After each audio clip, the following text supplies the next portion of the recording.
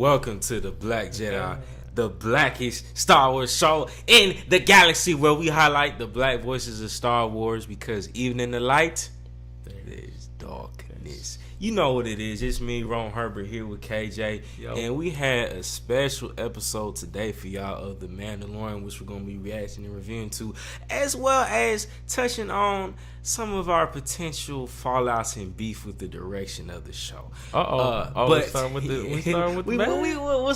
We'll keep the bad so we can we'll keep the bad for the last. We'll start with highs and then lows, so that once we really get into the predictions, it'll make more sense. We'll end off on a note about predictions. So, I'm just turning the mic a bit, but so first off, KJ, we'll start with what are the highlights of this episode. Okay, so the highlights of the episode is, ending off on the last one.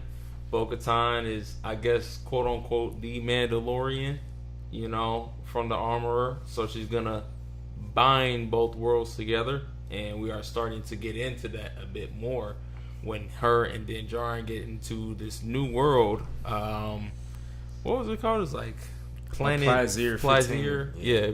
Planet Plazir 15. It's a planet that's on the outer realm. So it's cool seeing that. I like seeing stuff that's like not in the mid realm and towards the center. I like seeing things like on the outer realm, kind of get more exploration on that planet. And another thing is that it's with Imperial droids and Imperial, and also like battle droids as well too. On there we get a little bit of those things, super battle droids and battle droids on the planet. So it's very different seeing that again, especially like after the fall of the Empire.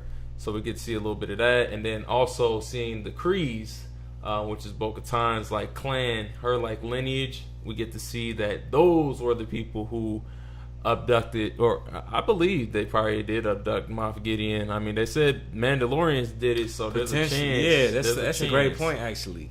Yeah. So, and they said, we're like mercenaries, so there's a chance that they could be the ones that have done that. Most likely was them. Yeah, I didn't even think about that connection. That's great. It's a great connection. So there's a chance that it could be them. So I like seeing that we get to see them and how they had the Star Destroyer, and seeing like those things. I thought that was really cool.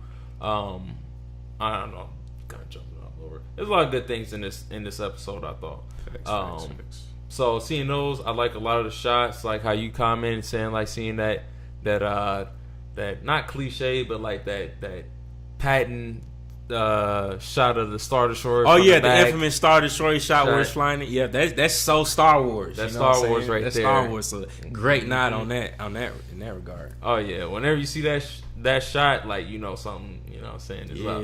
See that Star Destroyer coming, hey, just be on the lookout. So I thought that was cool. The planet Plazir 15, like I thought it was a cool looking planet, man. Like it was full of life and futuristic looking. Facts. And then we got into like two people that we happened to see in the episode. That was very interesting. Here's the funny thing about it too. So we usually watch the episodes together, right? But for scheduling time wise, I initially watched mine separate, but then we watched it together, and I didn't recognize. I just thought it was some black lady. Here's the crazy thing too. I thought that dude was Robin Williams, like an AI type bad face, but that's Lizzo and Jack Black was in the Mandalorian. Nacho Libre. I said, what? Yeah, that's crazy. School rock. Yeah. So seeing that Kenny was just, I don't know, interesting. You feel me? I did not know they were. Did not expect that. I wasn't expecting that at all. I did not know they were into Star Wars, but I guess so. Shout out to Lizzo for being a black lead character. Unfortunately, I don't think she's going to survive any of the rest of the episodes. I guess her schedule probably too busy. But we had a black female presence as a somewhat lead role, so I think that's cool. I just wish she would have stayed on. You know what I'm saying? That they keep black characters, but. That was very interesting twist. Interesting. Did not expect that. I was not expecting that. I was like, who are them? I was like, oh, are you serious? Yeah, like seriously though. But I thought it was cool. Futuristic planet. Lots of nice shots, and I liked specific moments of like Mandalorian or like Din Djarin, you know, kind of being good cop, bad cop between him and Bo-Katan. I thought that was pretty cool. With, you know, him that's like kicking the super battle droid, like, I think this, you know, he defective. And then the droid took off, bro. All the smoke. He said the SPD took off like a black man for the police. I do not remember no droid taking off during the Clone Wars like that. He said they was walking. I'm telling you, bro. That super black, that super battle droid ran a 4 flat in a 40, bro. Correct me if I'm wrong. We ain't never seen that before. We never saw that before. I promise, man. We never saw that before. I was dead. Yeah, that super battle droid took off, bro. You hit Dipset. Well, I said, I'm wow, telling you, man. You would have thought he was in the Olympics. Usain droid. I'm just saying, bro. That battle droid took off. Yeah, he was gone, man. So we saw that, and you know, a little bit of scene, you know, good cop, bad cop. You know, Bo-Katan just like, hey, let me take over on this one. Things didn't go her way because then, like, straight to the point, bro. He like, look, man, I'm gonna take you to the scrap yard if you ain't telling me the answer, Sway. So that was pretty cool, you know, seeing those interactions with that. I like those scenes, you know. More of that underworld, off-world type of vibe. Yeah. You know, it is the outer realm, so we got a chance to see a bit more of that. I thought that was cool. And then fast forward, you know, they pretty much wrap up, and we get up to the commander, Commander something. Hellgate. Hellgate, yeah. Commander Hellgate. Security or something. Yeah, you know, so pretty much they got more into detective role. They found out that nano droids were in what was that? Nepenthe? Nepenthe or whatever. Yeah. Basically like a fluid that it's like a fluid that patches up the robots, you know, any of their flaws. Mm-hmm. And they find nano droids in there. Pretty much it has like a chain code. And it was from the Techno Union. So, you know, like if you know about anything with Techno Union, you know, it was pretty much in the Clone Wars. With the Separatists and whatnot, and you know that's, you know, Echo was in that part too, you know, because he got you know, pretty much like a prisoner, and he's like mind controlled under that. Yeah. But anyways, we get chain code. It was from Commissioner Hellgate, and you know him going back and forth, and it sounds, and I guess he's, you know, for democracy, and he was for Count Dooku. So. Yeah, that was very interesting. It shows you how old that man is, man. For real. Not only that, but just seeing like how strong, like even after his death, like people still, you know, still for what his cause was, and just like even with the battle droids, like that was just kind of like the cherry on top. Yeah, that was pretty cool. Not only that, but you know, battle droids, like just the droids in general, they were real scared or fearful that humans would take over, and they would be out of commission. They go to the scrapyard. It's just like crazy because like nowadays, like people are fearful that robots and AI is going to take over. So seeing that, I thought that was like really interesting, kind of like a just like the opposite of that. So that, and then just like the commissioner, you know, he talked about how the people didn't have to work anymore, and it seemed like, you know, he enjoyed his job. So it's like, hey, maybe if I cause chaos, I can, because he was security, right? So, you know, maybe I can keep my job and keep going. And of course just politics, because that's just what he was under as well, you know, with Dooku's campaign and whatnot. But I thought that was cool. Which I feel like is an interesting social commentary. Like he's talking about, like the people wouldn't know how to function if droids weren't there, right? They rely so much on their technology. I feel like it's low key in commentary just on us, like with phones, technology, all that type of stuff. Like I think we're near those times where it's like we're relying so heavily on them to do everything for us. You know what I mean? So interesting social commentary on that piece, even as he was talking. I agree. Yeah, that was pretty interesting. But any highs that you got, that you thought of? Yeah, I mean, let me see from my notes, man. Like, honestly, it overall was a good episode. So, a couple things, like, just off the rip, I'm glad the pacing of it. Because initially, when they had that beginning scene where it's like the Corrin and the Mon Calamari, their little love love tangle thing. It's just kind of like, meh. I was so glad they didn't stay on that. Yeah. You feel me? I was like, Right. please don't make this a stereotypical Romeo and Juliet type story. Like, Bro. it's cool, but please let's not spend an episode on this. Yeah, bro. So I was glad that didn't happen. You feel me? And the acting was a little awkward. I'm not gonna lie. Like that little mom fish dude, he's kind of like, I love you. Like, Oh yeah. they should have found a better actor. Okay, that's a low. She's like, this child is fleeing. He's like, is this all this was to you? I'm like, we didn't have enough stake to be that invested in. Yeah. Like going back and forth. I'm like, let's get these people off the screen, please. Dang. But other than that, man, the stuff between Lizzo and Jack Black, I mean, it's cool. You feel me? I feel like it. I like seeing Grogu like jump up, get excited to be, you know what I'm saying, with Lizzo. That was an interesting exchange. Yeah. You feel me? It just, I think I like the characterization too of the Mandalorian, right?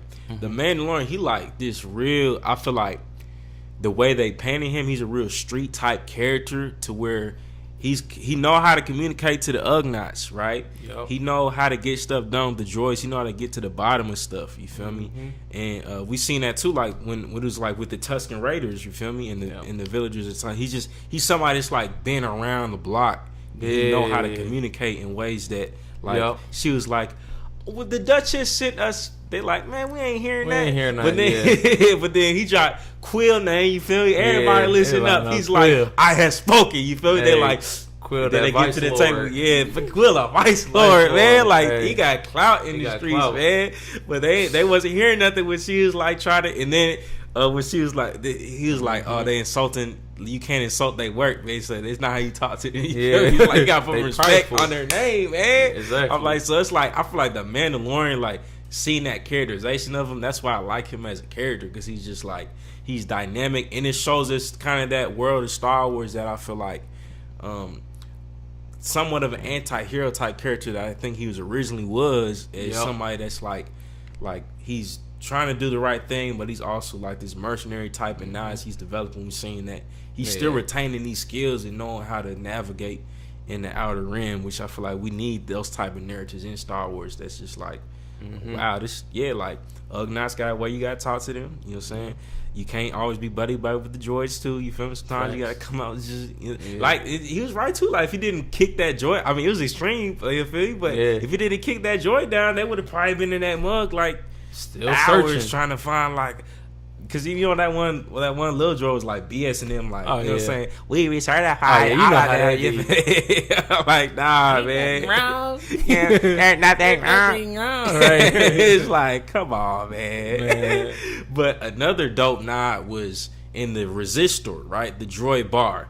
I think was a dope nod to the original Star Wars, A New Hope, right? Where it's like they came in, and y'all remember episode 4, right? The bartender's like, no droids, we don't serve their kind here, you feel me?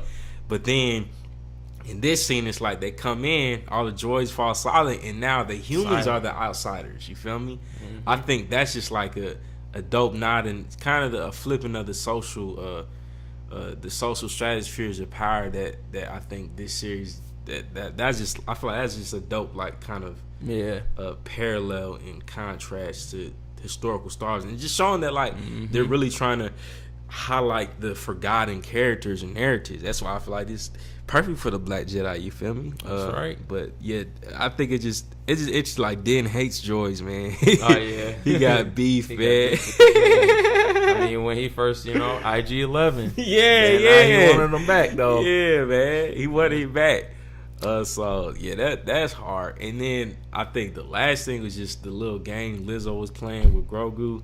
That little, it's like a Star Wars version of cornhole. You feel me? Right. So I thought that was interesting. Just seeing little stuff like that. That's like, I don't know, stuff people do for fun in the Star Wars world. You know what I mean? So they gave him the key to the city. They knighted my man's Grogu. You feel me? Oh, and the little challenge site scene, I think it was good, man. Yeah, it was cool. Yeah, it was cool.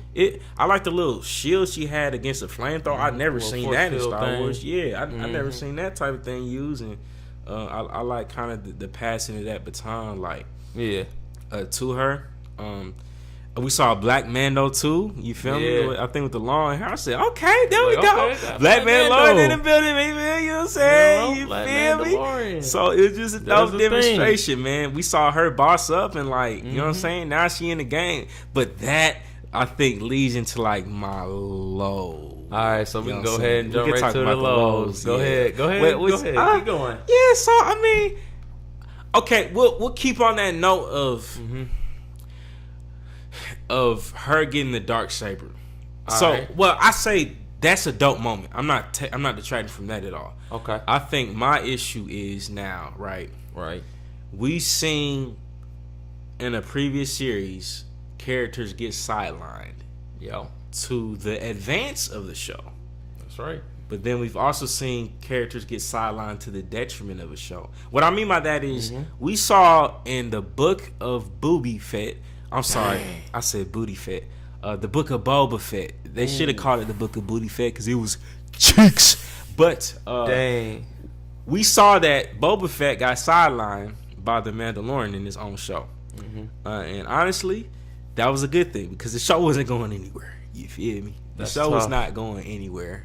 The ratings were definitely tanking. That's big I can't verify, but I'm pretty sure they were. So that was a good thing that the Mandalorian came in early. You feel me? Facts. But then we saw in Andor, right? A little too many sideline stories. Specifically one with the dude named Cyril, right? Oof. Worst sidelines ever. I hated each minute we had to follow his boring arc. So I feel like it can either go really well or really badly. And so I'm at this point right now with The Mandalorian, with where this show seems to be going, is I have mixed feelings. Because what appears to be happening is Bo-Katan is becoming the Mandalorian, the main character.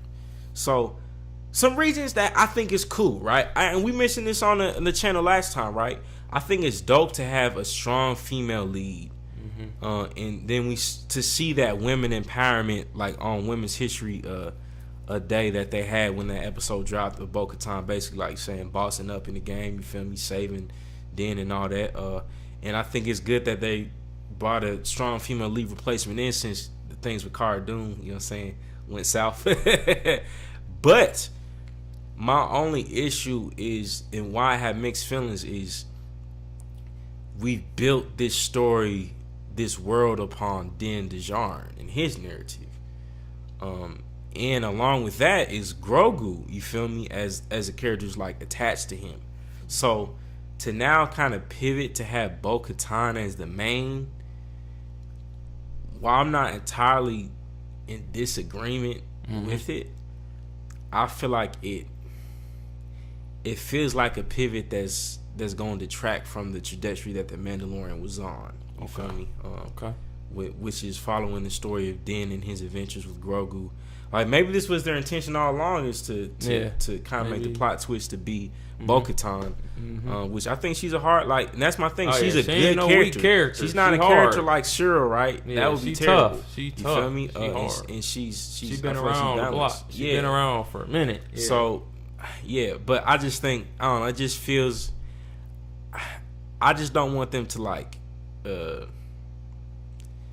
I hate being this type of dude to say these things, kind of like pander to being a like politically correct type of thing, to where it's like, now we got to have a strong female lead, you feel me? Because I think that's kind of what messed up the original, when they brought back the Skywalker trilogy with Rey being the main character, right? I feel like they focused too much on that rather than the storyline. Yeah, and just kind of throwing the characters in to be like, oh, we got a strong female lead, you feel me? And then just the way Finn got sidelined was just a mess, you feel me? Yeah. So it was so much promise. So it just feels like I just don't want them to, just for the sake of like equity and empowerment, just like drop the ball on this narrative that we had going with Din and Grogu. Like I'm saying, I love to see more strong women leads and present in the industry. But like I've said before, even with the Skywalker series, I think the way you execute these stories, like, just please be on point with it. Don't just like give us these twists and then not follow through with her character too. Like, exactly. Because if you don't follow through with Bo-Katan's arc as well, that's gonna end up even hurting it even more. To be like, just like make sure you pay attention, give it details. So I don't know. That's kind of how I feel. That's my mixed feelings I have with her, kind of sidelining Din Djarin and becoming the lead. But right. I don't know. What's your thoughts, man? Yeah, I would have to piggyback on that too and say agreed. I definitely like her character a lot, and it's not a weak character. It's not somebody who's just like, we're just gonna throw them in. Like, no, she's been around in the Clone Wars, she's been around in the Empire, and after the Empire. So I'm okay with her character being, saying the Mandalorian, getting the Darksaber, riding the Mythosaur. We've seen those things build up. I guess it would have been even better if they built that up in the first season or two, if they had that plan for the first 2 seasons. Essentially. But it is the Mandalorian, and it sounds like to me when they had Din Djarin on camera that we had the perception that he was the Mandalorian, not the show being about the Mandalorians. I'm okay with them showing different clans. Like, I want to see that stuff, but I think that it would be best to keep on after this. I would say probably pivot back towards Din. I don't know. It's a little bit different. It's definitely a catch-22 because I feel like I get what they're trying to do as well. It's like subvert societal expect like this kind of like even with the droid scene, right? They're subverting the expectation that droids aren't supposed to be having bars even, or supposed to be welcome in spaces like that. So them subverting the expectation that the leader of the Mandalore to unite people would be this male, where I think that's a cool like subversion of expectations, right? To have a strong woman leading and basically unite, like being the chosen one, you feel me? That's a verse all the Star Wars, because before it's the white dude Anakin Skywalker, you feel me? So I think it's cool. I kind of share the same, and that may be my male, my male perspective speaking too. But I just hope, I would low key rather her have another series too. Yeah, I would say I give feel her like that a would series. because it's just like the dynamic of Din and Grogu, I feel like would get lost too if she becomes the main character. Right. And I think that was a large appeal of the series is her being not her, is kind of their relationship, like how they foil each other. He's like this closed off individual, and Grogu's like this vulnerable. So it's like I don't even want their story to be sidelined either. In the way that they pivot. But overall, I think it's an interesting subversion of expectation. I'll say that for sure. So hats off to the people that's like kind of wrestling through and thinking through that, and maybe if this is playing all along. I mean, that's cool storytelling. You know what I mean? It definitely is keeping us on our toes, and that's what I love about The Mandalorian, right? That it's not your typical like show, but it's also well paced and thought out. So I don't know, man. That's kind of how I feel. That's my. What do you predict? Do you think it will continue to follow Bo-Katan's ascent, or do you think it's kind of going to go back to Din eventually? I think it will follow her a bit more on the storyline, because I feel like maybe the armorer is still seems like she's kind of like narrating the story, or her story, kind of like talking about the Mythosaur and talking about the Darksaber a bit. So I think maybe there's a chance that it's gonna probably stick a little bit longer with Bo-Katan for a second. Yeah. But I think we still will get back to Din Djarin. I think there's definitely a chance. There has to be. Especially, there might be something else in the works for him besides those two things. Or, I mean, maybe he might get them both back. Who knows? But I think there might be something else in the back pocket for him. As of right now, we don't know. But I think there's a chance that there could be something in the back pocket for him. Now, to say, like, when that will happen, at least before the end of this season. I would say before the end of the season. Season, okay. Yeah, we'll definitely have to see, man. I'm excited to see how the tribes are brought back together and what the new direction of Mandalorian. I want to see a showdown with what happened with Moff Gideon too, for sure. I want to, because I'm glad KJ brought that up about that was probably them that freed him. Yeah. So yeah, I don't know. Overall, My hope would be that they return to him, to be honest. But like I'm saying, with the arguments that I just set forth, I wouldn't be mad if they kept with Bo-Katan. I just really, I want to see continued stories along the Mandalorian and Grogu's relationship. Like, I really want to see that grow. So yeah, me too. If anything, keep that aspect of the Mandalorian alive, because I think that, like, just their relationship dynamic is just crucial. Yeah, to being told. So, but yeah, I mean, what would you rate this episode out of all the episodes? I'd probably give it. Ooh, was it better than the last episode? Because I gave it like a 9 or something like that. Yeah, right? you got that one. You love that episode. I'd probably say 8.5. Now that I go back, I ain't gonna lie, I'm gonna have to backtrack, y'all. I'd probably say 8 or 8.5. Generous with the points. Yeah, this one I'll probably say like 8.7. 8.7. Yeah. I give it a yeah. Honestly, I'll probably give it a probably a solid 7. Okay. Just because low key, what's knocking the points down for me too is that beginning scene with the Romeo and Juliet situation. Like, yeah, now I think about that, I don't even think I would want that in there at all. Like, that was not necessary for the story. Like, like, we could have learned that Axe Rose was the new leader of the Mandalorians. Yeah. In any other way without having that little fling, it just didn't feel like. Now I think about it, that wasn't necessary. Probably what they could have did was they probably could have cut the first half, and then what they could have did was had more airtime towards the end of like that battle of what was going on, and had a little bit more dialogue between what was going on with them. I'd probably say that's something that they probably could have done. Maybe that scene was a little rushed. A little too well, because it felt like she just won them over a bit too easy. That's a great point, actually. So, yeah, that is a great point. It's kind of like, oh yeah, I got a darksaber. Yeah, she won. So it's just kind of like, now they all on it. Like, it's, I don't know. Yeah. I don't know. Y'all let us know. Let us know in the comments, what would you rate this episode, and what are your predictions for the next episode of The Mandalorian. This has been another episode of the blackest Star Wars show in the galaxy. Thank you so much for staying tapped in with us. Make sure you hit that subscribe button, like this video, comment below, let us know all your thoughts on what you're liking about this series. And even in the light, there's darkness. We're gonna highlight all the black voices of Star Wars. It's Romeherbert KJ. We'll see you on the next one. We gone. Peace.